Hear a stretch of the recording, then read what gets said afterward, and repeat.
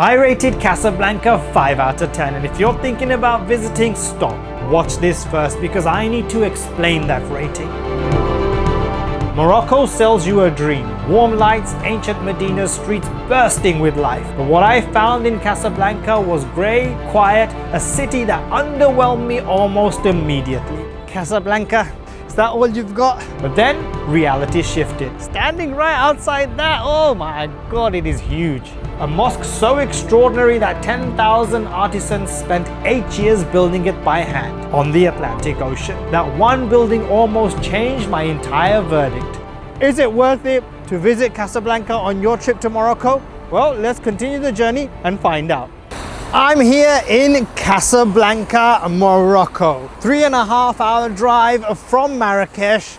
So why am I here in Casablanca? Because when you think of Morocco, you think of medinas, you think of souks, you think of all of those Marrakesh style riads. This isn't it in here in Casablanca, because this is the heart of the city life here in Morocco. So I'm now standing outside the Cathedral of the Sacred Heart. Now this was built in 1930 and it's no longer an active cathedral because they took off the cross and everything. It's just now a cultural center where they host events, but it has a very neo-Gothic Moroccan style to it, and this was built by the French to symbolize their power and rule over Morocco. So I've arrived at the Hassan II Mosque and it is absolutely humongous. Just behind me over there, it's so beautiful just to get that feel. One of the tallest, if not the tallest minarets in the world, 210 meters in height. This whole place was built by hand, man-made. It took just under 8 years to build this place. Absolutely insane. If you are here in Morocco, in Casablanca, this place is a must visit. Just visually, aesthetically, how pleasing it looks, and the fact that it's part of it is on the Atlantic Ocean itself, that's absolutely staggering. So the mosque itself can hold approximately 25,000 people inside.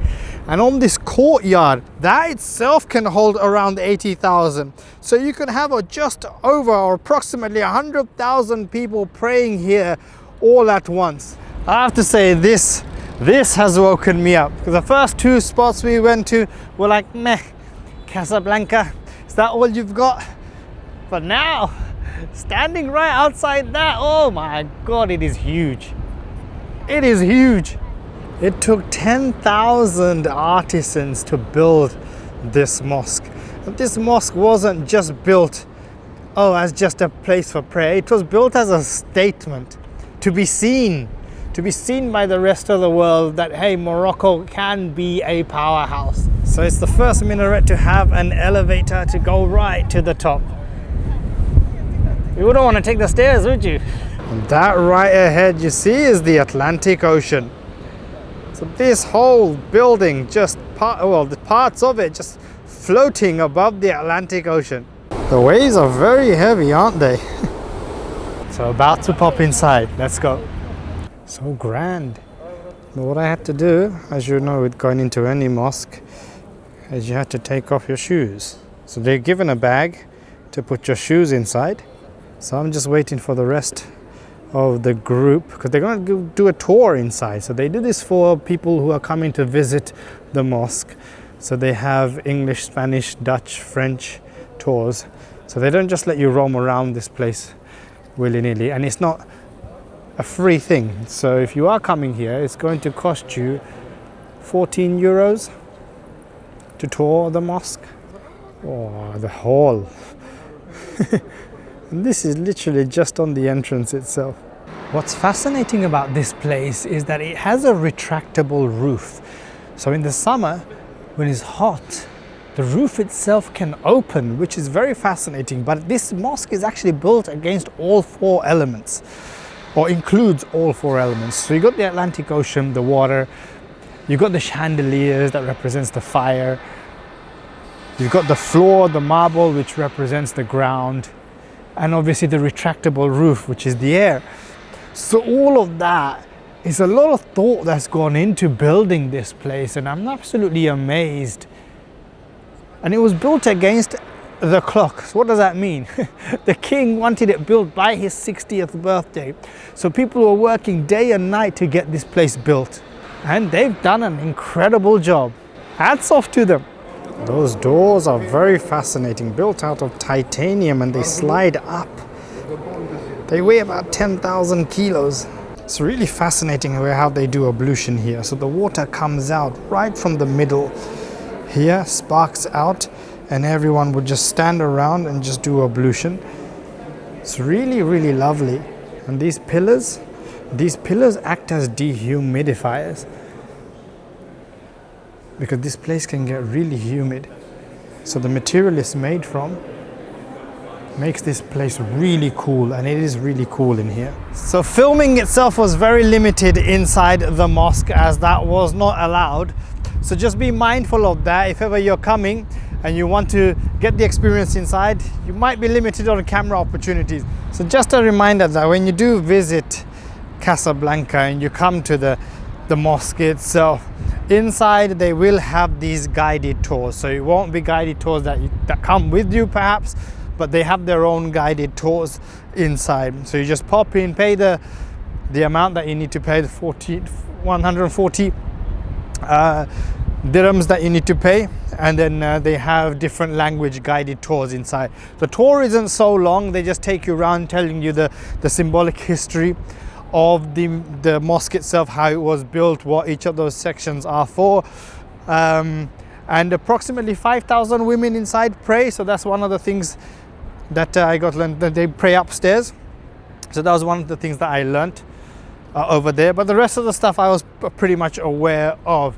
So on the minaret tower itself, there are actually laser beams that point right to Mecca. So it shows the direction of prayer. I mean, this is not only a mosque, but quite a high-tech one. I mean, with 10-ton electric doors made out of titanium, to laser beams, to floor heating up, to roof opening. This is ancient beauty mixed with modern technology. Fascinating, that. And this was the idea, just from the idea of that, it's mind-boggling. So what do you honestly make of Casablanca so far? Leave it in the comment section below, because I love to hear your thoughts. Does it make you feel like, oh, this is Morocco, this is the Morocco you have in mind, or this is the type of Morocco you want to visit? Yay, nay, put it in the comment section below, and I want to have that discussion with you, because for me, this isn't quite what I had in mind regarding Morocco, but it shows the two sides. So you got the cultural side of Marrakesh and other parts of Morocco, and then you've got the modern side that's here. Which do you prefer? Let me know. But make sure you also subscribe, because many of you are watching but are not doing that. And it's the only way I can grow. And this is how you know this is proper city life, when you got a tram going through. So I'm now at the Mohammed V Square. Now Mohammed V was actually the father of the nation. So this square is where civic, progress, power, protest all comes aligned here at the Mohammed V Square. And that building right in front of me there is once where Roosevelt and Churchill came after the World War. So Mohammed V, or King Mohammed V as he was back then, so he led the revolution for independence for Morocco, so against the French. So defeated the French in 1956. So this square, though it was built by the French, they renamed it in tribute to the founding father, King Mohammed V. So out of all the places in Morocco, why Casablanca? And that's the question, because I want to go through the experience here in Casablanca to show you on your next visit whether it's actually worth it to visit Casablanca, because it's just a city. It's just a city, but are you coming to Morocco to experience just a city? It does have its history, it does have its story, but the powerhouse, the real highlight of this place is the Hassan II Mosque. But when you're here at the square itself, it gives a really, really nice vibe. But again, the end of the video, I'll ask the question again. Is it worth it to visit Casablanca on your trip to Morocco? Well, let's continue the journey and find out. It's a shame the weather isn't nicer like how it was in Marrakesh. It's a bit dismal. So you might get the contrasting weather with sunny, nice blue skies in Marrakesh, but with grim, typical London-y style weather in Casablanca. This is bringing Home Alone 2 vibes.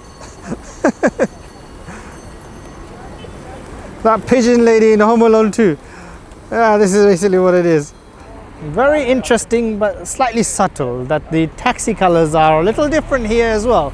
So in Marrakesh they're yellow, in Casablanca they're red. Come across red taxis before. Oh, I love the trees. Casablanca was previously called Anfa. Now Anfa was a Berber village, so it wasn't city life back then. It was purely just Berber village, traditional old school people from across northern Africa that were living here. The Portuguese came over and decided to rename it to Casablanca. Casablanca means White House. Now, why they named it White House is not so clear. But when the Spanish came over, they changed it from Casablanca to Casablanca, which still means White House, but in Spanish. So that's the interesting change in name from the Berber Anfa to the Spanish Casablanca. So just walking the streets to try and find a shop. I mean, I've been walking 10 minutes now. I can't find a single shop. Come on, Casablanca. You should have a shop around here. I need to buy a drink. Seems like wherever I go, I'm always on a mission to find a drink. And it's difficult to find one. No. These are like restaurants. I mean, they do have drinks inside restaurants, but I need a genuine shop. Let's see. No, that was selling toiletries and cat food. Why is it so hard to find a shop around here? Am I on the wrong street? Maybe this one? Let's see. Doesn't give the vibe of a shop, normal shop, but let's see. There it is, that's what I want. A Red Bull. There we go, found one. I don't drink this often, once in a blue moon. But the reason I'm having this is because I'm very low on energy. Especially when I wake up early in the morning and go on tours like this. Unless I have a proper breakfast, which is what I didn't have. I had no breakfast this morning. So yeah, and obviously we did stop over and grabbed a hot chocolate, which was just milk. So not the best, but hopefully this gives me some energy, and then heading over to lunch. So this mission to get my energy levels up, lunch. Nothing beats food in my stomach. So I'm at the Solomos restaurant now. I know, go already, lovely. I haven't even ordered anything yet. Yes. So they're bringing over something. Yeah, you can take that. So I got the menu. The menu? Yes, I'll give me 2 minutes and then I'll come back. So haven't looked at the menu properly yet, so that's what I'm going to do now, and then order something that's going to fill me up, give me energy, because off next I'll be heading over to the seaside, because as this is a port connected to the Atlantic Ocean, you can't not visit the Corniche over here. So that's what I'm going to do next after I get my absolutely rumbling stomach filled up. I've had too many tagines on this trip. Back to what I love. I know that's gonna fill me up. What I love most about traveling is hanging out with locals, especially as they're playing football. Can we find the next Ashraf Hakimi here? Who knows? But them lot, some of them have a good few skills. Some of them need to work on their shooting. But all in all, good fun. Oh, come on! With the weather taking a slight turn, it's very grim. It's starting to sprinkle with rain, but I'm on the Corniche right now, here in Casablanca. The Atlantic Ocean over my shoulder. It is absolutely pelting away because of the wind right now. So I'm going to take a walk, head over to the seaside. Let's see what it has to offer.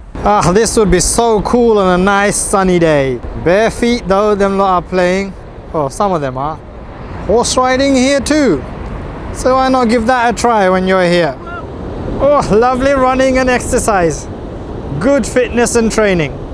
I feel like one of those weather reporters standing when there's a tsunami or a hurricane happening and it's blowing me away. That's what it feels like to me. It's so windy. The Corniche here reminds me of the walk I did on the Corniche in Sousse in Tunisia. If you haven't seen that video, the link is above, so check that out too. I spent 7 wonderful days in Tunisia and visited so many different parts of Tunisia, so you want to give that a watch to have an idea and a feel what's the similarities and differences between Morocco and Tunisia, and which country would you spend your money to go and visit. So going back to the question I asked near the beginning of the video, is Casablanca worth the visit? Well, I paid £21 for this trip, so it wasn't the most expensive trip in the world to go on. For what I got to see, first couple of stops that I made, yeah, maybe not necessarily the smartest of moves. But the mosque really did bring this tour alive. And that's probably the only thing. I mean, I was let down by the weather, but I leave that for you to decide. If you're coming to Morocco and you're planning your trips, the cities you want to visit, the excursions you want to do, would you put Casablanca on the map, on your list of things to do? Leave it in the comment section below. I love to hear from you and get your thoughts. I rate this trip overall a 5 out of 10. Not the best in the world, but definitely not the worst. So if you enjoyed this video, like, hype and subscribe, people. But more importantly, hit that notification bell, as I'll be visiting more parts of Morocco. So I look forward to seeing you on my next stop, which is the Atlas Mountains. And that I'll be experiencing what village life is like, to give you the experience of what Morocco is truly like. So I'll see you on my next video. Next time here in Morocco, I experienced the village life in the Atlas Mountains, taste local tagines and fail to crack a nut.